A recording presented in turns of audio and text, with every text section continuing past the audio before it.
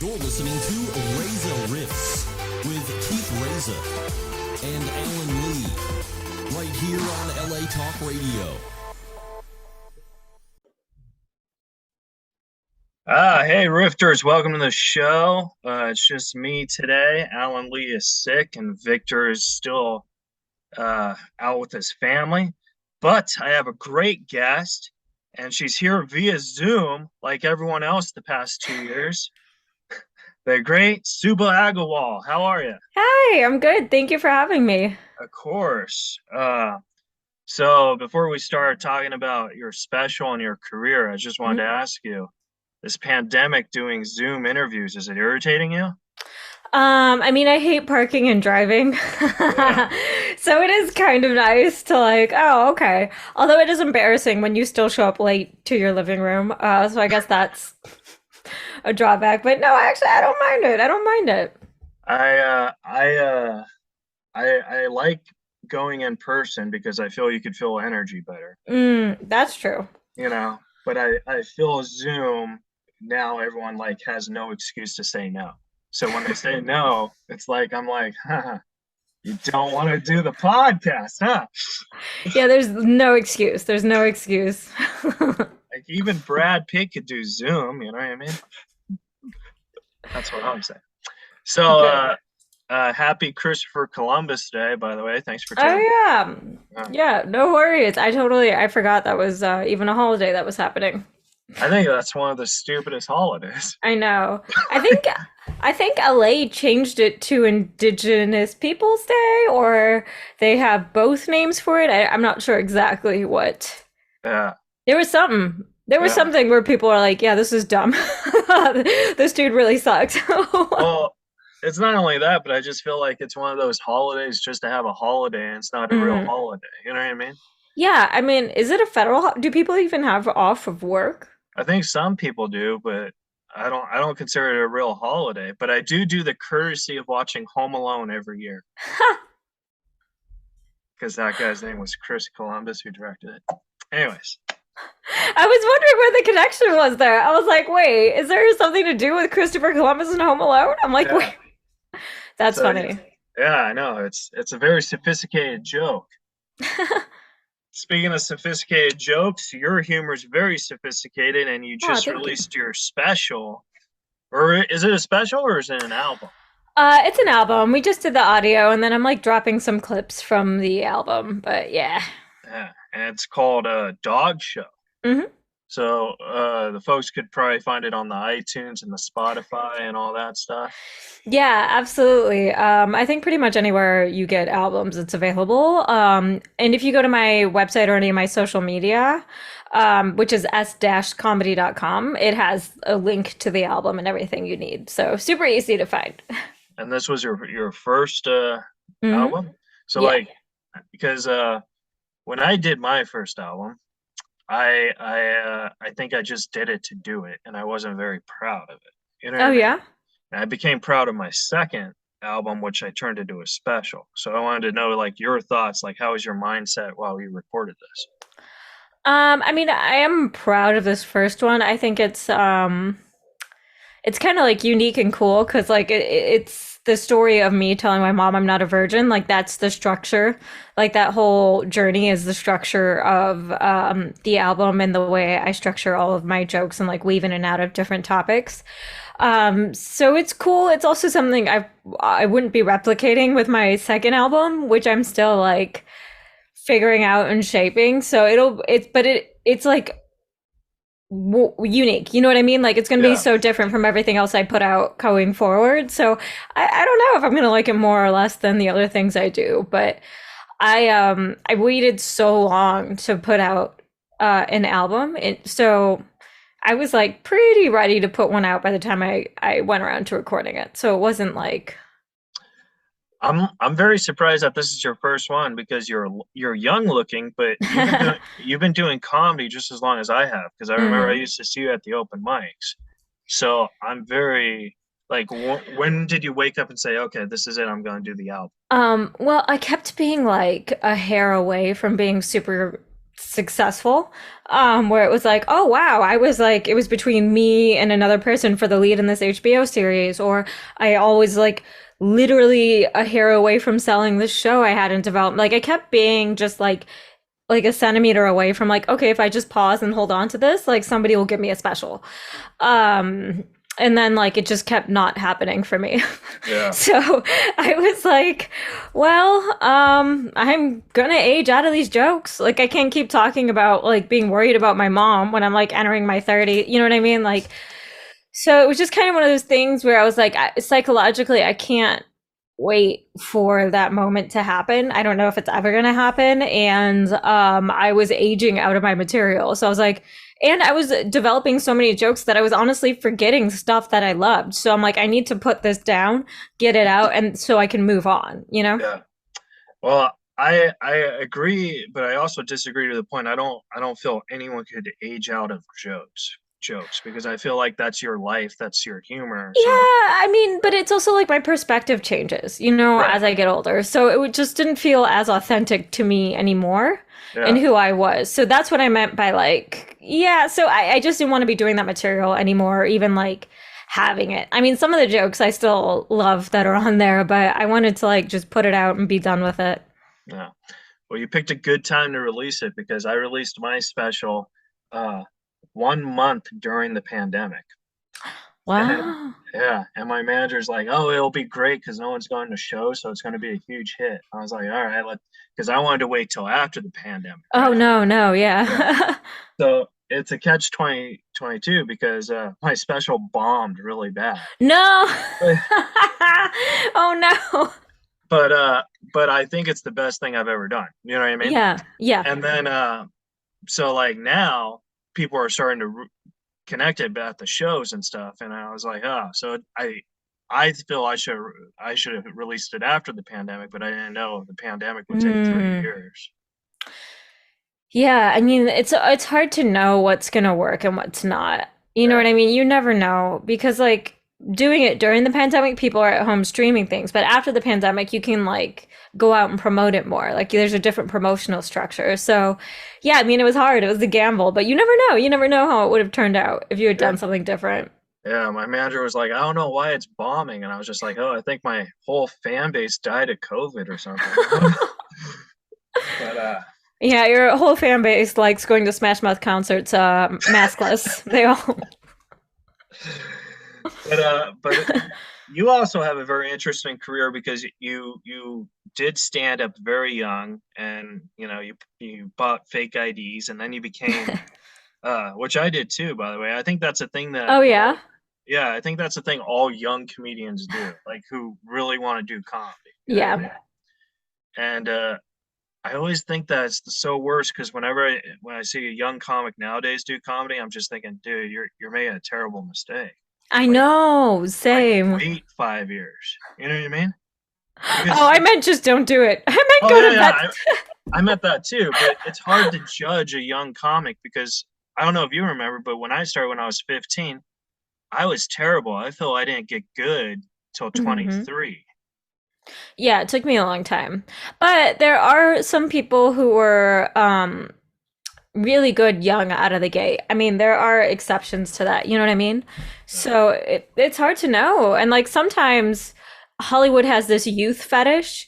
So this doesn't happen for all young performers, but sometimes they'll look at like a young kid and be like, "Oh, okay, this is the future or whatever." Or we're not getting ratings. We better get this youngin in here to like tell us how to be cool to the kids. Like there are advantages to like starting young. I don't know. I don't think I got anything like super explicit because of my youth, because I was so terrible. But it did also, by the time like my personality and brain caught up to where I had like, I was already a super strong joke writer. Because even though I didn't have anything to say, I had been writing jokes that whole time. Yeah, So I don't know. It's pluses and minuses, but I do think it is just as a human being, it's a bad thing to do when you're that young. definitely, I'm like, definitely. oh yeah, you should be a kid doing kid shit. You shouldn't be around all these horrible broken people. Like this is not. Mm-mm. The worst is like, I don't know about your experience, but when you do bar shows, the bartender won't let you go up until it's your set. And then Mm-hmm. after you perform, he's like, "Get out of here." You're like, Mm-hmm.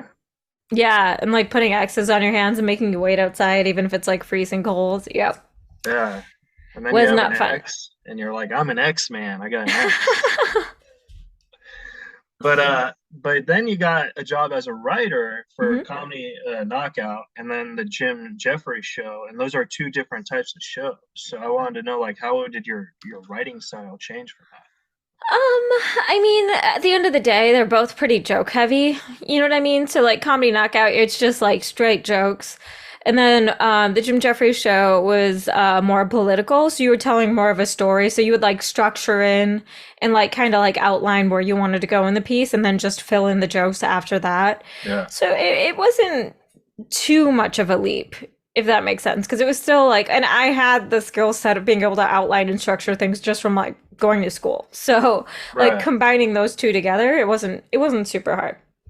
Do you find writing because when I wrote on the Norm show, I found I didn't enjoy it because I felt I was competing with jokes with all these other writers, and I had a different relationship with Norm because like I was the number one, but I wasn't the head writer, so I was like, I don't really want to do this. Yeah, I mean, that is like a very hard thing in the writer's room because, and a lot of times you have to pitch your own jokes. Yeah, yeah. Um, And you have to so fight for them too, yeah. and you're like, what the? That was something that was the hardest part for me was learning how to do that. Because when I was at Comedy Knockout, you just put your jokes in a Google Doc and then people would pick the strongest jokes. So like Right. I didn't have to pitch. And then when I was at the Jim Jeffries show, I had to start pitching my own jokes, but I felt stupid telling other comics my jokes. So like I was Exactly. I was having trouble, but then I was like, if I want to get this in here, I have to deliver the joke like I would want him to deliver the joke. I have to say it with full confidence. I have to believe in it. I have to get in there. I have to tag shit up. Like if I want my stuff to be out there, if I want to be seen as a good writer. So I just kind of was like, okay, just pretend like you have confidence in yourself or whatever and do it. And then it just became like, something I was doing. But it was, yeah, no, it's never good, especially if something bombs. It's so embarrassing. But, yeah, it's not it was not my favorite part of the job. Did you ever like submit bad jokes just to piss off like the head writer and like leave me alone or whatever? Yeah. No, no. I did. I mean, every now and then I'd write something that was just for me. You know what I mean? Yeah. You're like, okay, like here's like a bunch of good jokes, and then there's one that I think is silly that, or like is like an anti-joke or whatever, or I'm being ironic or stupid. And sometimes I delete those out after I wrote them. But yeah. But I think like when you write like because sometimes I find bad jokes to be hilarious because I'm Hmm. really good at writing for other comics. So like I know their voice and stuff. Hmm. So if the writers don't get it, I know that the person doing the joke Mm, will get it. You know? right. Yeah, no, I feel that. And honestly, sometimes when I've written the jokes for me, people have picked them and I was like, you pick I was kidding. Like I was Yeah. like, I didn't mean for that to actually be the joke, but okay. Yeah. Um, yeah, so it's interesting. That is interesting, yeah, because you do have to write to the person's voice and like you get a feel with them the longer Yeah. you write for them. I submitted a packet for Lights Out with David Spade, Hmm. and they picked a other guy over me, and Hmm. I in my like I've always been very bitter if people get work, not me, so I was like always like shit talking this guy for like 4 years or whatever, and then like you look at it now and you're thinking maybe in the long run that was probably a better call. You know what I mean? Because he could write for Spade better. Yeah, yeah. I mean, that's with anything. You never know why um people got the job over you or what they were looking for. And it's not that like you're not talented, it's just somebody might be a better fit. Yeah, Or like the person deciding could be dumb. You don't know. yeah. Like Or as my mom says, you're not talented.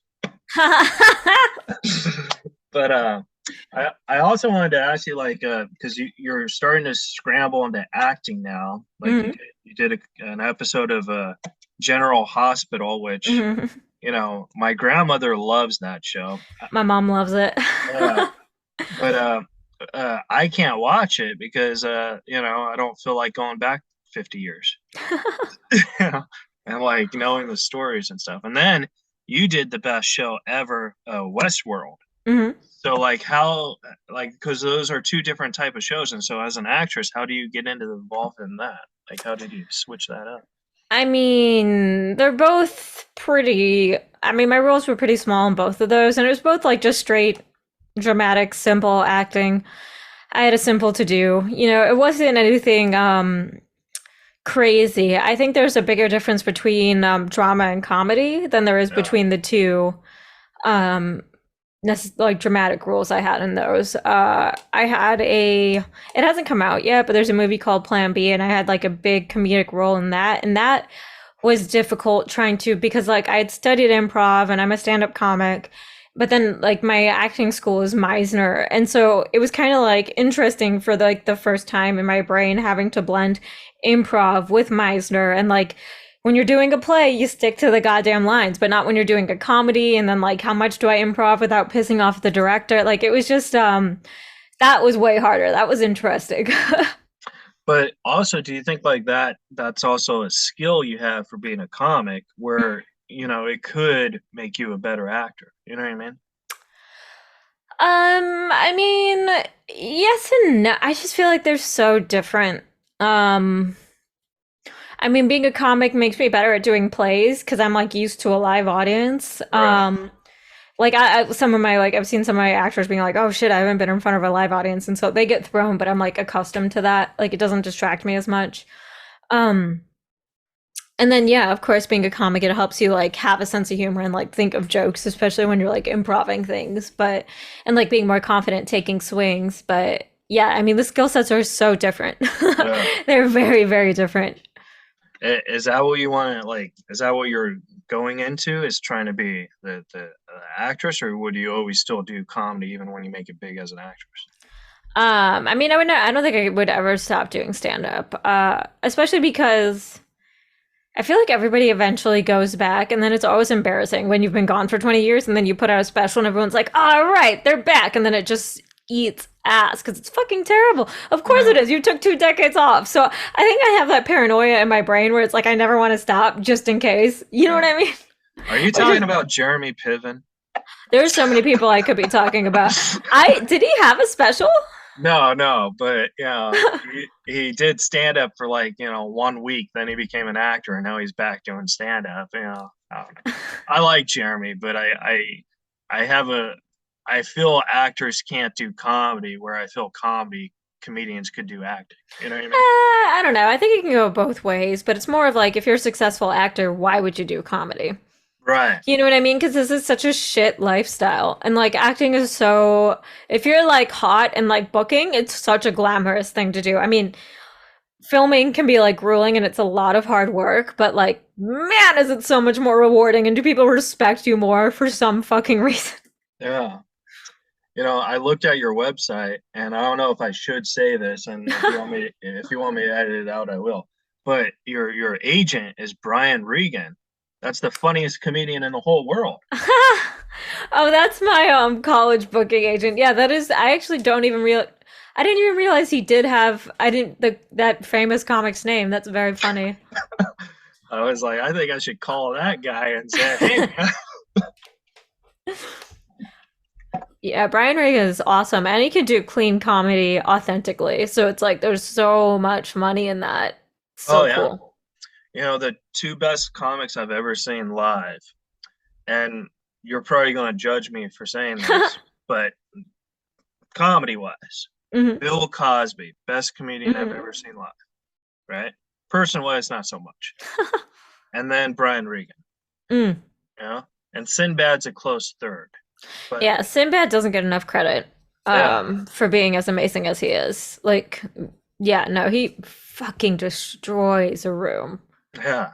And I always wanted to get to that level of just, because like Cosby did 3.5 hours, you know. That's wild, though.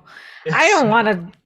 I don't know. I would never want to do. I would never want to do that. Let alone make other people sit through that. I mean, I get that it's like so. He like being a master at that level. It's like engaging the whole time. But I'm just yeah. like, oh God, people have to do laundry like 3 hours. I enjoyed it because like when I go to comedy shows and I'm not performing, I go because I either really like the humor, because like I'd rather obviously be performing, so I don't want to Yeah. go, you know what I mean? So for me to go, there has to be something drawn to that. So I always Mhm. think that's a treat. And then, you find out a week later he gets arrested for rape. And you're like, oh. Yeah. So and then you're also doing screenwriting and stuff. And how is that like going for you? Because I find screenwriting very fun and challenging. I I don't know. I feel like when I start a script, I'm always like, what the fuck am I doing? Regardless, unless I'm talking about like a feature. I mean, it's much easier to write like a 30-minute comedy or something, but when I'm like writing features and stuff, I it's just so overwhelming and there's so much rewriting and I am an impatient person, especially because like I don't at least the way I was taught to write a lot of the times is like you just kind of let the characters dictate the story. So a lot of the times I'll just write out what I think the first act is or like what they're going through and then I'll go back and be like, no, this needs to go, and then like half of what I've written is thrown in the trash. So it's because I love doing it and I love creating the world, but I feel like when I first start I'm always so frustrated and I'm Yeah. like, what is that? It drives me insane, but I'm like, just sit down and get through it. And then like halfway through towards the end or like when I'm so proud and I love it so much, but I think that's one of the most frustrating processes, I would Yeah. say.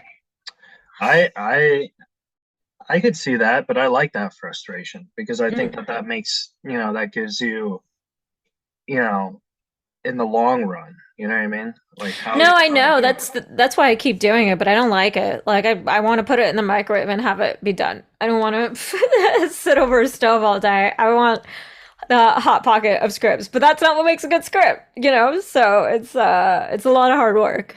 Speaking of hot pocket of scripts, how many scripts do you have in the microwave?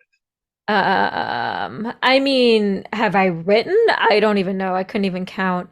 Um, I mean, I'm currently writing another feature right now, and then I think there's like five or something that I'm actively semi-pitching or like have out in rotation, but there's a lot. Yeah. There's a lot of scripts. I've officially finished three. Hmm.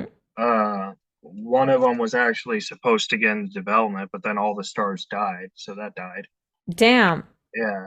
And then the second one I wrote with someone else, so I don't really count that as something I wrote. I count it as That like, still counts. yeah, but I don't, whatever. And I actually got paid for that one, and then the second we sold it, we both got fired. So we were like, oh, great, this is fun. At least we have a paycheck. That sucks. And then the other one, I tried pitching it, no one took it.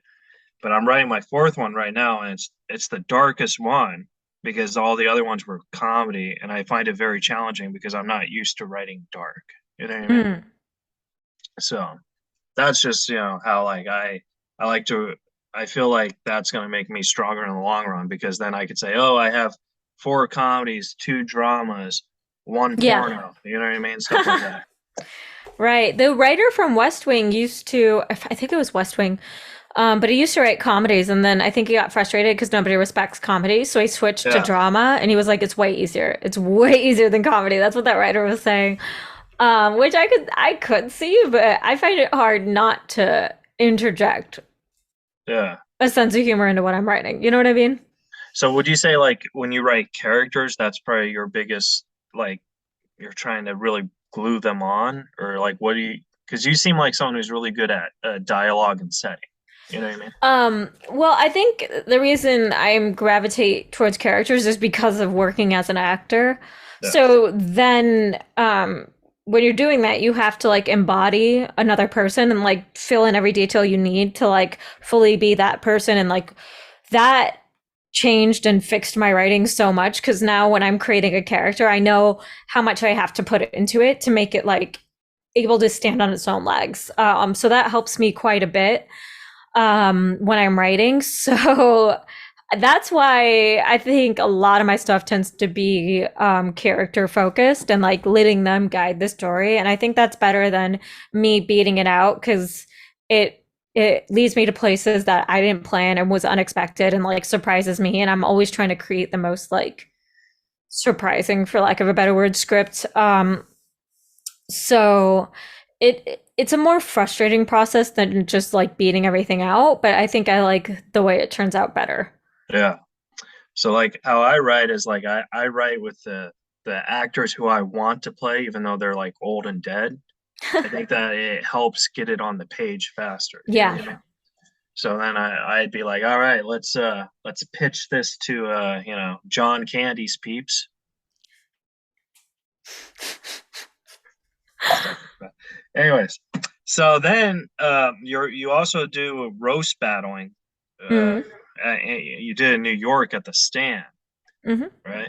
Are you in New York now or Los No, Angeles? I'm in LA. Oh, do you do it at the Comedy Store too? No, I actually haven't done it out here. Oh, I did do a lot of roast battling, but it was never my favorite because it's so much work. It's like yeah, so much work. You can never use those jokes again. And I mean, I don't like losing, and there's always a chance you could lose. So I'm like, okay, these are a lot of like, eh. So I kind of bowed out of it, but yeah, it was fun. yeah. I've never really I think it's a good skill to have because you want to know how to shut down hecklers and bachelor parties and stuff like that. But I don't like being mean to other people, Yeah. regardless in a form of funniness or not, because like I have autism, so like whenever I do roast battle, they always talk about me having autism, and it's like Mm. I think that's kind of cheap. I'm sure people talk about you being Indian all the time. Yeah, that always irritated me because a lot of times it would just be like really cheap, hacky, racist jokes, and the crowd would lose their mind because Yeah, like people aren't allowed to say that anymore. But I'm like, there's nothing clever there. So it did irritate me a little bit because I was like, okay, but it's not a good joke, you yeah. know? If it's a good joke, I could appreciate it. Yeah, it was just But felt lazy, and there was a high reward for that type of lazy humor, and I was like, and it wasn't even like accurate to me. I was like, roast me, but whatever. speaking about being Indian, like when you started, I would say the most famous Indian comic was probably Russell Peters. Yeah, So without a like doubt.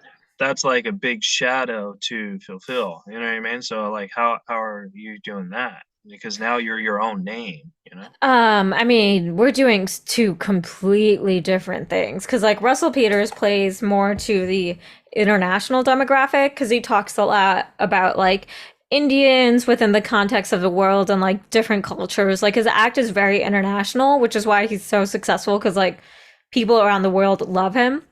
And I feel like my act is much more American, for lack of a better word. Like I talk about my upbringing, my culture, and my family, but it's more personal to me and my Yeah. point of, you know what I mean? It's like more my story, whereas like Russell is talking about cultures in general. So he found this international success and like people just fucking love him, because they never got to see themselves represented or like their people, their story, or whatever aspect of their story, their culture shown in that way, where it's like he's having fun with it, but it's from a place of love and respect, and like people trust him because he's of that culture. So it was just like such a unique thing and experience he gave to people. So it's really cool, but I think we're doing two completely different things. Have you ever had the opportunity to open for him?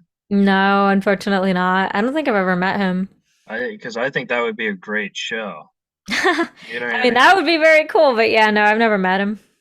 We should make that happen. I'll tweet him. I'll say, "Hey Russell, happy Columbus Day." Uh, but and then I saw you do a set on the Lily Show, which Hmm. you killed it, Oh, thank you. and I thought that was the best one because I watched a couple others of her shows because I was like, "Oh my God, this is kind of cool. Maybe I should do it." Then I find out it got canceled 2 years I later. know. Like, fuck.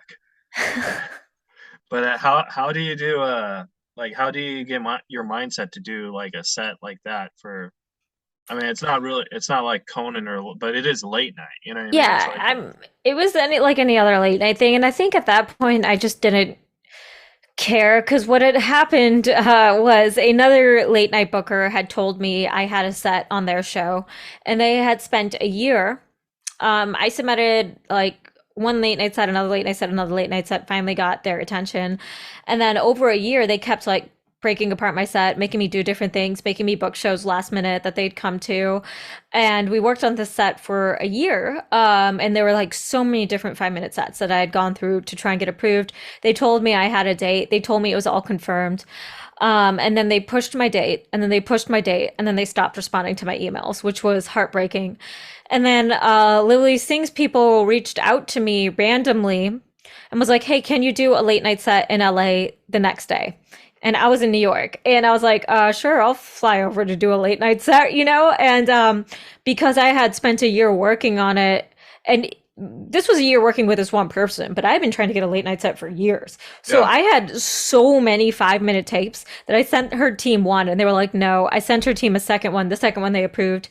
And so I think I had like 2 shows that night. So I like did a couple shows in New York, ran the set, flew over to LA, found a dress in my closet that fucking worked, and like showed up to set. But I was so over it Yeah. Yeah. at that point.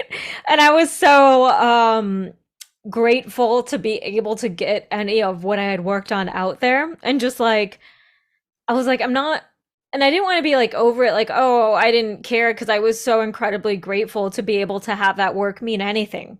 Yeah. And I think it was super cool to have it on Lily Singh's show, you know, because she was the first Indian and like one of the only women of color in late night, and I think like queer host. So it was like super cool to get to make my debut on her show. And yeah, I was just like excited, but I wasn't nervous because it kind of lost its shine to me, the idea of late night after going through that heartbreak, which is like kind of a bummer. But it's also like the same thing happened to me in the cellar when I auditioned there. I had been trying for so long that when I finally got the audition, I wasn't nervous because I was so frustrated. You Yeah. know what I mean? Because I've been trying for so long to get their attention. And then when I finally was able to get the recommendations that mattered to audition, I was like exhausted. So I wasn't nervous. And I think the same thing happened with my late night set. It's like, yeah, I know these jokes. I've had to do this a million times, even though I've technically never done it. I was just Right. so tired. I was like, just, It's like you yeah, can do it. You know what I mean? yeah. And like that's one of the things that I mean, it still irritates me to this day when bookers don't respond.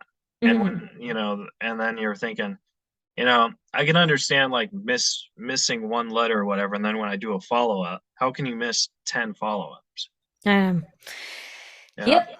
So you're like, holy Lord, you're like, I'm trying to jump out of quicksand here just to make, people laugh. And I think that that was one of the smartest things you could do because, you did it and you flew to New York and you still, with all that preparation, you still got to do it. It probably, Mhm. wouldn't have been like, I don't know what shows, gave you a date and then kept declining, but it was still like maybe giving you that same satisfaction. Hey, at least I did it. You know what I mean? Yeah, no, that's what I mean when I was like so grateful that like to get that and like be able to use it, because otherwise it was just like super depressing. Yeah. So like being able to put that material somewhere, it's like thank God, you know? Do you find doing the stand up easier when you do it on the TV, or do you prefer just doing it at clubs? Um, well, I mean, they're like two different beasts because normally when you're doing a late night set, that audience is primed to laugh. Like they know they're being taped, they know they're supposed to laugh. So, I mean, knock on wood, it's should Right. be very difficult to bomb, especially because those jokes are polished, they've been approved, you know your set. So if you just breathe, go slow, do your jokes, it's all very rehearsed. Whereas like when you do it live, yeah, it's like a completely different animal. I'm always almost always working on a joke, so there's always the chance it could go wrong. There's so many different aspects. Yeah, I mean they're just two completely different things. Yeah, and see, like it hurts for certain comics who like say they have an all dirty act. They could Mhm. never do, TV or stuff, but they're like the funniest people in the world. You know what I mean? Like I I love mean, Bobby Slayton, but I'll never see him but there's do. like because of like streaming and digital, there's so many other places for people like that to go now. Whereas I Well, feel like 15, 20 years ago, it's devastating. But now there's like Comedy Central clips that they post on their YouTube and like Netflix.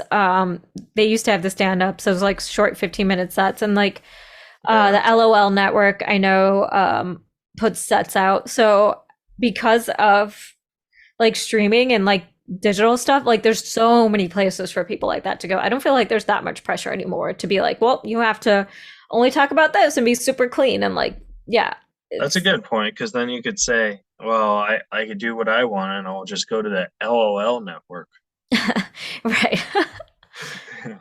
I wanted to talk to you about your podcast, the Family Gems. It seems hmm like everyone has a podcast now, and so like your podcast, you co-host it with another comedian, right? hmm Are you Valerie the Tossi. yeah? Are you the because I haven't had a chance to listen to it. I wanted to, but it's called Family Gems. Are you the sidekick or are you the host? I mean, Val and I co-host it, so we're both the hosts. Right. And then we'll have on like a person, and I kind of was like, okay, what do people latch onto about my comedy a lot? And a lot of it was me talking about my family and family stories. And I was like, well, if I'm going to do a podcast, then it should be about that. And so like I hit up Valerie because it's always easier to riff with somebody um, while another person is trying to tell their story, as opposed to trying to riff with the person trying to get out their story. I thought the dynamic was way better, and Valerie is really quick and funny. So yeah, we just started bringing people on, often comedians, but we're trying to get more non-comics on there to Yeah. just tell like, you know, funny family memories. Because everybody has that and everybody can relate to that. So I was like, oh, that's just like a fun, light listen. You know, I mean, some of the times the stories are dark and we're like, Jesus Christ, okay, which are like also interesting, but yeah, it's been fun. Not to brag or anything, but I think you and I are doing pretty good. Rifting. But what's the like you said there's dark stories from family. Like what's like the darkest one where you're like, okay, I'm not gonna air this Oh, I would never not air it. Absolutely not. I mean, there's a comedian named Alice Hamilton who's really great, but her upbringing was fucking crazy. one. Yeah. Just like her parents were an interracial couple where dad was black and her mother was white, and so and the mom was raising them while the dad was working, and the mom was like this super right wing conservative uber Christian, and then like not being taught what slavery was and like learning that I think from TV or something. I forget, but like they didn't even like. I think had a story, and I hope I'm not butchering it, about like either her or one of her siblings seeing slavery being mentioned on TV and going, "Oh my God, what country is that? That's terrible!" Like because they were Yeah. homeschooled and so sheltered, like that, you know, like fucked up shit. Um, but yeah, no, there's nothing that I wouldn't air. Because like regardless of how dark your story is, there's somebody out there who can relate to it or learn from it. So, but yeah, that shit was pretty wild, you know. Do you ever hear a story and you feel okay, maybe this you're putting more mustard on it just for you know what I mean? Because you're like you're thinking, okay, there's no I don't know. But do you ever like get that feeling when you interview these people? I mean, I don't think about. I'm like, if you want to lie on a podcast, I don't give a shit. You know, be a weird thing to do, but okay. Uh, No, I haven't had anything where I'm like, that's unbelievable. You know. oh my God. I could come up with a very unbelievable family story for you. Like my mother, she was in the Helter Skelter gang, you know what I mean? And you know, she was not one of the crazy ones. So like growing up, you know, Oh, see, that's how I know that's already a lie because there's only crazy ones in the Helter Skelter. but like so growing up, she would make me write letters to Charles Manson every day, asking him to do her podcast. Ah, See, and there's an anachronism in there. Podcast were in the thing. See, that's riddled with lies, of course. exactly. But I always find like you know when comics, especially comics in particular, when they lie about stuff like that because they're I don't think they're lying on purpose to hurt someone, but I think they're lying to make other people laugh, and I find that funny. I see what you mean by like maybe changing a detail or two, but it's like essentially true. I mean, that could be happening, but who knows? Uh, so what's one crazy family story you got? Um, well, I mean, probably my whole album, but um, Dog Story, which is on the Dog Show, which is on yes. the iTunes, Spotify. You can buy it where again for the folks at home? Just go to s-comedy.com. s-comedy.com. Mm-hmm. Whatever you do, do not call Brian Regan. It is not the comedian. not the comedian. How funny would it be if Brian Regan just took a side gig to book college shows?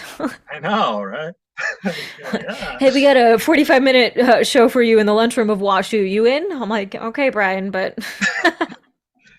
But no, a quick a family story that you got. I mean, there's like my dad just being out of his mind and goofy. Like we moved into this neighborhood. We couldn't afford any of the houses outright, but my uncle had a construction company and my mom wanted to move there for the school district.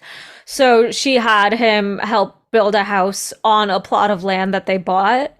And the thing about this plot of land is there was no grass. And my dad was working really hard to grow grass on this lawn, and these crows kept coming in and eating the seeds. And instead of getting like a scarecrow, he would like run out in his boxers and like try and scare away the crows by going caca caca by like being a crow himself.